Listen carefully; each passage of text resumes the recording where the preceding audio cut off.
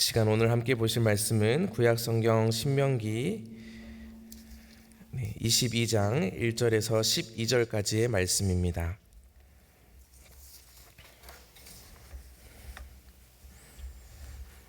신명기 22장 1절에서 12절까지의 말씀 우리 한 절씩 교독해서 읽겠습니다. 내 형제의 소나 양이 길 잃은 것을 보거든 못 본 채 하지 말고 너는 반드시 그것들을 끌어다가 내 형제에게 돌릴 것이요. 내 형제가 내게서 멀거나 또는 내가 그를 알지 못하거든 그 짐승을 내 집으로 끌고 가서 내 형제가 찾기까지 내게 두었다가 그에게 돌려줄지니 낙이라도 그리하고 의복이라도 그리하고 형제가 잃어버린 어떤 것이든지 내가 얻거든 다 그리하고 못 본 채 하지 말 것이며 내 형제의 낙이나 소가 길에 넘어진 것을 보거든 못 본 채 하지 말고 너는 반드시 형제를 도와 그것들을 일으킬지니라. 여자는 남자의 의복을 입지 말 것이요 남자는 여자의 의복을 입지 말 것이라. 이같이 하는 자는 내 하나님 여호와께 가증한 자이니라. 길을 가다가 나무에나 땅에 있는 새 보금자리에 새 새끼나 알이 있고 어미새가 그의 새끼나 알을 품은 것을 보거든 그 어미새와 새끼를 아울러 취하지 말고 어미는 반드시 놓아줄 것이요 새끼는 취하여도 되나니 그리하면 내가 복을 누리고 장수하리라. 내가 새 집을 지을 때 지붕에 난간을 만들어 사람이 떨어지지 않게 하라. 그 피가 내 집에 돌아갈까 하노라. 내 포도원에 두 종자를 섞어 뿌리지 말라. 그리하면 내가 뿌린 씨의 열매와 포도원의 소산을 다 빼앗길까 하노라. 너는 소와 나귀를 결의하여 갈지 말며 양털과 배실로 섞어 짠 것을 입지 말지니라. 너희는 너희가 입는 겉옷에 내 귀에 술을 만들지니라. 아멘. 네, 금요일 새벽에도 말씀을 듣는 자리에 오늘도 말씀을 통하여 승리하는 하루가 되시길 바랍니다. 오늘 신명기 22장의 말씀을 보면 정결함 그리고 거룩함에 대해서 이야기를 하고 있습니다. 성경에서 말하는 정결함은 우리가 생각하는 것처럼 또 흔히 우리가 오해할 수 있는 부분인 것처럼 위생적으로 깨끗하다고 해서 그것이 정결한 것이 아니라고 성경에서는 말하고 있습니다. 다시 말해서 겉으로는 단정하게 외모를 갖추고 있고 있더라도 그 사람이 삶 속에서 갑질을 행하거나 또는 그 입에서 험한 말을 하거나 불의한 일을 행한다면 그 사람을 정결하다, 거룩하다 말할 수 없는 것과 같습니다. 그러므로 성경에서 말하는 이 정결함과 거룩함의 기준은 바로 하나님께서 주신 말씀이며 하나님이 세우신 그 창조의 질서를 따르는 것이 가장 중요하다는 것을 오늘 말씀을 통해서 이야기를 하고 있습니다. 그러므로 우리는 하나님께서 정한 자리에 있어야 하고 또한 하나님께서 구별되어 위치한 그 모든 것을 그대로 지킬 때 우리의 삶을 통해서 정결함과 거룩함이 나타나고 그것이 바로 하나님의 창조 질서를 따르는 것임을 오늘 말씀을 통해서 함께 살펴보도록 하겠습니다. 먼저 22장의 1절부터 4절까지의 말씀을 보면 이웃을 대하는 태도와 자세에 대해서 이야기를 하고 있습니다. 특별히 주목해서 볼 것은 1절부터 4절까지 이 형제라는 단어를 자주 사용해서 이야기를 하고 있습니다. 이 형제라는 단어로 통해서 이 1절부터 4절까지 하는 이야기는 그 이웃과 모든 관계 속에서 신분이나 계급을 떠나서 그리고 친분이나 친밀도를 떠나서 모든 이들을 형제로 여기며 이웃으로 여겨야 할 것을 말하고 있습니다. 특히 그 형제가 무엇인가를 잃어버렸을 때, 특히 또 중요한 재산이었던 가축을 잃어버렸을 때 그것을 못 본 채 하지 말라라는 말씀을 3번이나 반복해서 이야기를 하고 있습니다. 그래서 1절 말씀에 보시면 형제의 잃어버린 가축을 보았을 때 그것이 그 주인에게 돌아갈 수 있도록 해야 한다라고 이야기를 하고 있습니다. 계속해서 2절 말씀을 보면 당장 그 주인이 가까이에 없고 또 너무 멀리 있을 때에는 내 집에서 그 주인을 찾기까지 두었다가 다시 돌려주어야 한다라고 이야기를 하고 있습니다. 그 범위를 이제 3절에서는 확대하고 있는데 나귀뿐만 아니라 의복 그리고 형제가 잃어버린 어떤 것이든 다 그리하라라고 명령하고 있습니다. 그러므로 이웃이 무엇인가를 잃어버렸을 때 그것이 작은 것이든 큰 것이든 그 모든 것을 다시 돌려주고 또 도와주어야 한다라는 것을 이야기하고 있습니다. 계속해서 4절의 말씀을 보면 나귀나 그 소가 이웃의 그 형제의 소가 길에 넘어진 것을 볼 때 그를 도와서 그 나귀를 다시 일으키라라고 명령을 하고 있습니다. 그러므로 우리는 이 말씀을 통해서 이웃이 위기를 당했을 때 그것을 못 본 채 하지 말고 그 이웃과 함께 공감하고 또 동역해야 한다라는 것을 이 말씀을 통해서 우리는 기억해야 합니다. 어려움을 당한 이웃을 돕는 것은 우리가 하나님의 사랑과 은혜를 받은 백성이라면 반드시 그리고 마땅히 그렇게 살아가야 할 삶의 규범 중에 하나입니다. 우리는 그래서 남의 것을 훔쳐서 얻는 것은 올바른 소득이 아니며 또 수고하지 않고 돈을 버는 것도 당연하게 생각하는 것은 바람직한 성경적인 가치관이 아닙니다. 그러므로 우리는 이 이웃 관계 속에서 다시 말해서 이웃이 나의 형제임을 고백한 것처럼 무엇인가를 잃어버렸을 때 그 형제가 위험에 처하게 되고 그 어려움이 있을 때 우리는 외면하지 말고 지켜주고 도와주는 사람으로 부르심을 받았다는 것을 기억해야 합니다.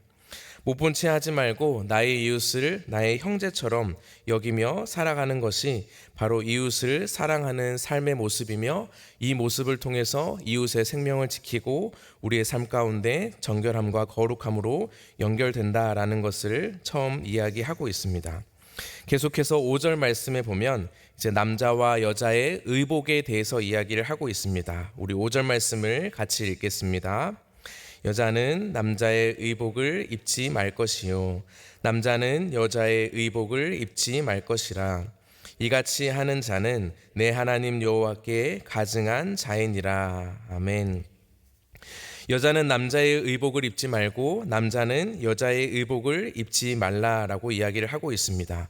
다시 말해서 그 옷을 혼합해서 입지 말고 혼합해서 입고 남자와 여자의 그 모습을 보여주는 의복을 바꿔 입을 때 마지막에 나온 것처럼 이것은 여호와께 가증한 것이다 라고 이야기를 하고 있습니다. 창세기 1장의 말씀을 보면 잘 아시는 것처럼 사람을 지으실 때 하나님께서는 하나님의 형상으로 지으시고 남자와 여자를 구별하여 창조하셨습니다. 그러나 이것을 잊어버리고 또 이 시대는 자신이 성을 결정할 수 있다고 착각하면서 하나님의 창조 질서를 깨트리고 여자가 남자의 옷을 입고 남자가 여자의 옷을 입는 것처럼 자신이 가진 성을 자신 스스로 결정할 수 있다고 오해하는 경우가 많습니다. 그러나 이것은 단순한 자신의 기분이나 또 자신이 원하는 성을 결정하는 것으로 그치는 것이 아니라 이것은 결국 이 남자와 여자의 정체성을 잃어버리고 하나님의 창조 질서를 잃게 되면서 궁극적으로 생명까지 잃게 되며 이 세계의 모든 질서가 무너지는 것임을 우리는 기억하고 경계하는 것이 중요합니다.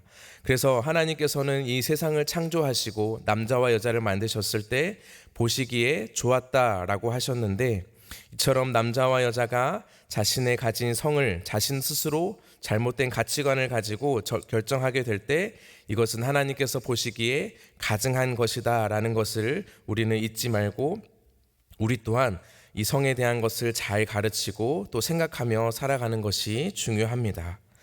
계속해서 말씀을 보면 다양한 주제들이 이야기되고 있는데 먼저 우리 6절과 7절의 말씀을 같이 한번 읽겠습니다.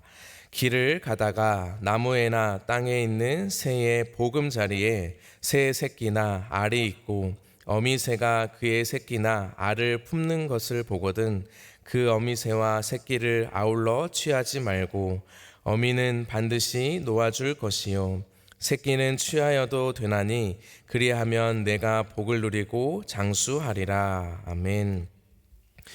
네, 아주 작은 동물인 새에 대한 이야기가 나오고 있습니다. 어미새가 만약 그 새끼를 품고 있거나 또는 그 알을 품은 것을 볼 때 이 어미새를 새끼와 함께 취하지 말라, 어미를 놓아 주어라 라고 이야기를 하고 있습니다. 만약 그 새끼와 어미새까지 다 잡아버린다면 이 생태계의 질서가 무너지고 또 이 새는 멸종 위기에 처할 수 있게 되는 것입니다. 따라서 어미새와 새끼를 함께 취하지 말라라는 이 말씀은 우리에게 주신 이 생태계와 자연을 잘 다스리고 보호해야 한다라는 의미를 담고 있습니다. 그래서 창세기에서 하나님께서 인간을 창조하시고 주신 명령을 보시면 땅에 충만하라, 땅을 정복하라, 바다의 물고기와 하늘의 새와 땅에 움직이는 모든 생물을 다스리라 라고 명령하셨습니다. 그러므로 우리는 이 인간으로서 하나님께서 주신 이 자연을 충만하게 하고 정복하고 또 다스리는 존재임을 기억해야 합니다. 그래서 신명기는 이 말씀을 통해서 우리 인간이 그리고 하나님의 백성이 먼저 이 자연 세계를 잘 다스리고 보호하고 관리하는 의무가 우리에게 있음을 보여주고 있습니다. 그리고 그렇게 자연을 잘 다스리고 생태계를 유지할 때 내가 복을 누리고 장수할 것이라 이야기를 하고 있습니다. 만약 우리가 이 주에게 주신 이 생태계와 또 자연을 그리고 작은 새까지도 함부로 생각하면서 이 자연의 질서를 깨뜨리면 하나님의 질서를 깨뜨리는 것이고 이것은 하나님께서 우리를 창조하신 목적과 다른 길이라는 것을 우리는 기억해야 합니다. 계속해서 8절의 말씀을 보면 이제 집을 지을 때 건축하는 자의 의무에 대해서 이야기를 하고 있습니다. 내가 새 집을 지을 때 지붕에 난간을 만들어 사람이 떨어지지 않게 하라. 그 피가 내 집에 돌아갈까 하노라 라고 말하고 있습니다. 고대 이스라엘의 가옥을 보시면 2층으로 되어 있었습니다. 그리고 사람들은 2층에서 생활을 많이 하고 종종 2층에서 잠을 자는 경우도 있었습니다. 2층에 있었던 그 옥상을 보면 평평한 옥상으로 되어 있어서 종종 떨어져서 다치는 경우가 있었다고 이야기를 하고 있습니다. 그러므로 그 사고를 미리 방지하기 위해서 지붕의 귀퉁이를 이어서 옹벽의 역할을 하는 난간을 만들어야 한다라고 명령하고 있습니다. 집주인은 이 난간을 만들어서 다른 사람이 사고를 당하지 않도록 미리 조치를 취하는 것이 마땅합니다. 그렇지 않아서 만약에 사고가 날 때 그 사고의 책임은 그 집주인에게 돌아갈 것이고 그 피로 인해 생명을 잃을 수 있기 때문에 지붕의 난간을 만드는 것은 이 자연의 생태계처럼 사람의 생명도 역시 우리가 소중하게 여겨야 한다라는 가치를 이야기하고 있습니다. 우리는 종종 뉴스를 보면 공사를 할 때 돈이 더 중요해서 생명을 아끼지 않고 안전장치를 하지 않아서 불의한 사고로 목숨을 잃은 사건을 우리는 심심찮게 보게 됩니다. 그럴 때마다 우리는 그 사건의 책임을 묻는 수준에서 머무는 것이 아니라 다시는 그런 일이 재발하지 않도록 오늘의 말씀처럼 난간을 세우고 사람의 생명이 모든 일에 있어서 가장 중요하다라는 기준을 가지고 살아가는 것이 바로 말씀을 통해서 우리에게 주신 중요한 가치입니다. 또한 이제 9절부터 11절까지의 말씀을 보면 혼합하지 말라라는 이야기가 있습니다. 우리 9절 말씀을 먼저 같이 한번 읽겠습니다. 내 포도원에 두 종자를 섞어 뿌리지 말라. 그리하면 내가 뿌린 씨의 열매와 포도원의 소산을 다 빼앗길까 하노라. 아멘. 포도원에서 농사를 지을 때 두 종자를 섞어 뿌리지 말라고 이야기를 하고 있습니다. 하나님께서 이 세상을 창조하실 때 그 창조의 말씀을 보면 각기 종류대로 창조하셨습니다. 그러나 만약 이렇게 혼합된 종자를 사용하게 될 경우 그 열매와 또한 포도원의 소산까지 다 빼앗길 것이다. 아무것도 얻을 수 없을 것이다. 라고 이야기를 하면서 혼합주의를 경계하고 있습니다. 우리 10절의 말씀도 같이 한번 읽겠습니다. 너는 소와 나귀를 결의하여 갈지 말며. 네, 소와 나귀 역시 함께 사용하지 말라. 다시 말해서 함께 묶어서 농사를 짓지 말라라고 이야기를 하고 있습니다. 소와 나귀의 역할은 다르고 소나 나귀가 함께 결의할 경우 누군가의 힘은 세고 누군가의 힘은 약하기 때문에 그 힘이 약한 가축만 계속해서 고생을 하게 되기 때문에 그것을 주의하라라고 이야기를 하고 있습니다. 우리 그리고 11절 말씀도 같이 한번 읽겠습니다. 양털과 배실로 섞어 짠 것을 입지 말지니라. 아멘. 이 말씀에도 보면 양털과 배실로 섞어 짠 것을 입지 말라라고 이야기를 하고 있습니다. 이 털실과 모실을 섞어서 옷을 짜는 것을 경고하고 있습니다.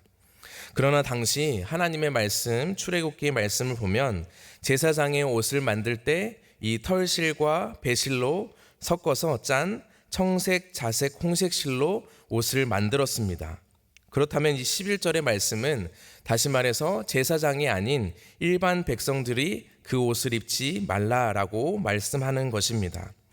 하나님께서 모세를 통해서 이렇게 삶의 모든 영역 속에서 세부적인 기준을 주시면서 원하셨던 삶은 바로 하나하나를 너희가 허용하고 혼합할 때 이 가나안의 이교 풍습을 따라가게 되기 때문에 아주 작은 것이라도 그 이방의 문화를 따라가지 말고 하나님의 기준 그리고 하나님의 창조 질서를 늘 기억하며 살아가라라고 말씀하고 있는 것입니다. 그러므로 하나님께서 창조하신 이 세계는 하나님께서 정하신 그 질서를 따라갈 때 선하고 아름다운 것이 됨을 우리는 기억해야 합니다.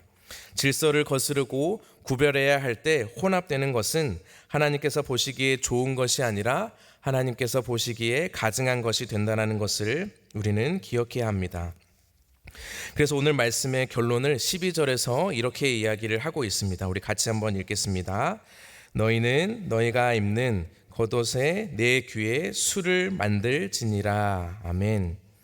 여기에 곧 옷에 내 귀에 술을 만들라라고 이야기를 하고 있습니다. 이 술이라는 것은 당시에 율법과 언약에 대해서 충실하게 우리가 무엇을 해야 하는지를 깨우쳐 주는 용도였습니다. 민수기 12장에 술에 대해서 이렇게 이야기를 하고 있습니다. 이 술은 너희가 보고 여호와의 모든 계명을 기억하여 준행하고 너희를 방종하게 하는 자신의 마음과 눈의 욕심을 따라 음행하지 않게 하기 위함이라. 그리하여 너희가 내 모든 계명을 기억하고 행하면 너희의 하나님 앞에 거룩하리라 라고 이야기를 하고 있습니다. 다시 말해서 이 내 귀에 단 이 술은 여호와의 모든 계명을 기억하고 준행하기 위해서 만드신 하나의 장치였습니다. 그래서 이 술을 달고 다니면서 자신의 마음과 욕심 그리고 음행을 잘 지켜서 하나님 앞에 거룩하게 살아갈 수 있도록 기억하게 만든 도구가 바로 이 술이었습니다. 말씀을 정리하겠습니다. 오늘 1절부터 12절까지의 말씀을 통해서 우리는 이스라엘 백성과 같이 이 세상에서 구별되고 하나님께서 기뻐하시는 거룩한 백성으로 살아가야 한다는 것을 이야기하고 있습니다. 이 거룩함과 정결함은 하나님께서 창조하신 그 모습 그대로 그리고 창조의 질서를 따라서 살아가는 것이 우리의 유일한 기준임을 기억해야 합니다. 그래서 우리는 거룩한 백성으로 부르심을 받았기 때문에 이웃과의 관계에서 또한 분실물이 생겼을 때 옷을 입고 옷을 만들 때 농사를 지을 때 건물을 만들 때 모든 삶의 순간마다 나의 기준이 아닌 하나님의 말씀을 기준으로 살아가야 한다는 것을 이야기하고 있습니다.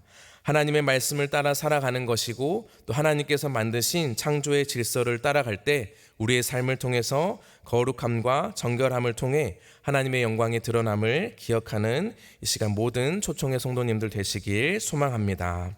기도하겠습니다.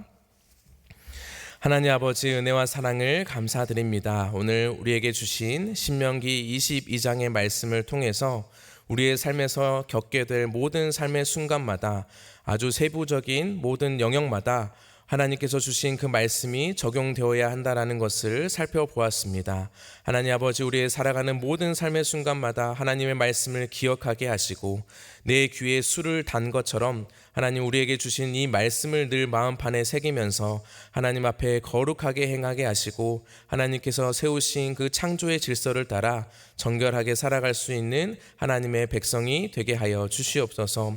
오늘 하루도 부르신 그 삶의 자리에서 하나님의 영광을 드러내게 하시고 하나님의 거룩하심을 드러낼 수 있는 거룩함을 우리에게 허락하여 주시고 또 성령의 충만함 가운데 승리할 수 있도록 함께하여 주시옵소서. 감사드리며 예수님의 이름으로 기도합니다. 아멘. 이 시간 오늘부터 시작될 온가족 금요철야를 통해서 기도로 밤을 뚫고 이 지역과 또 나라와 열방을 살리는 우리 초청의 모든 가족이 이 땅에 기도의 불씨가 될 수 있도록 기도해 주시기 바랍니다. 특별히 또 오늘부터 총선의 사전투표가 진행되고 다음 주에 수요일에는 총선이 진행되는데 그 모든 과정이 정직하게 진행될 수 있도록 기도해 주시고 우리나라에 꼭 필요한 일꾼들이 세워질 수 있도록 기도해 주시기 바랍니다. 그리고 마지막으로 해외에서 복음을 전하시는 선교사님들을 위해서 기도하며 이 시간 우리 각자가 가지고 나온 기도 제목을 가지고 주님의 이름 한번 찾고 기도하겠습니다. 주여, 하나님 아버지 은혜와 사랑에 감사드립니다. 하나님, 오늘도 우리에게 주신 이 말씀을 기억하며 하나님, 이 세상의 모든 규정과 규범과 규례와 말씀들이 우리의 삶의 영역에 적용될 수 있도록 성령 하나님 깨우쳐 주시옵시고 무엇보다 그 가치와 정신, 생명을 소중하게